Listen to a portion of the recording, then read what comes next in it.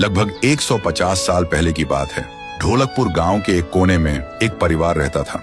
उस परिवार में था पीहू, उसका बड़े भाई साहुर और उनके मम्मी पापा। एक सुबह पीहू और साहुर घर के बाहर खेल रहे थे और अंदर उनकी मम्मी किचन में खाना बना रही थी। वो थोड़ी जल्दी में थी और तभी अचानक उनके कपड़ों में आग लग जाती है। वो चीख चीख के चिल्लाने लगती हैं। पीहू और साहुर मम्मी की चीख सुनकर भागकर अंदर आते हैं और जैसे ही मम्मी को जलते हुए देखते हैं वो चिल्लाते हैं, पापा जल्दी आओ पापा।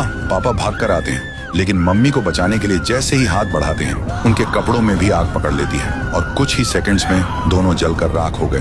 पीहू और साहुर सिर्फ देखते रह गए जैसे पूरी दुनिया ही खत्म हो गई हो। अब पीहू घर में अकेली रहने लगी और साहुर हर दिन खेतों में काम करता, सिर्फ इसलिए ताकि उसकी बहन भूख से ना रहे। एक पूर्णिमा की रात थी।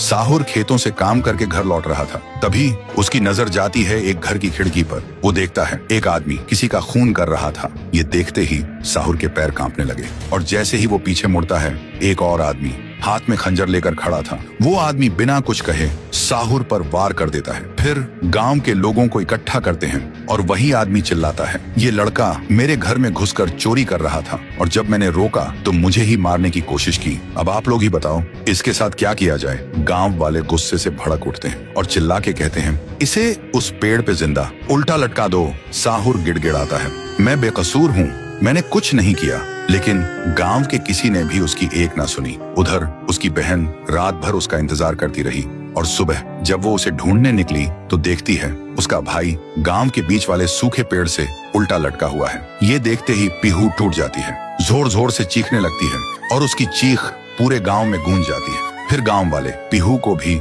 चोर का बहन कहकर गांव से निकाल देते हैं और तब से साहुर की आत्मा उस पेड़ के अंदर समा गई थी और पीहू गांव के बाहर एक झोपड़ी में रहने लगी थी। रोज एक पेड़ के नीचे बैठकर भीख मांगती थी लेकिन कोई भी उसे कुछ भी खाने को नहीं देता था।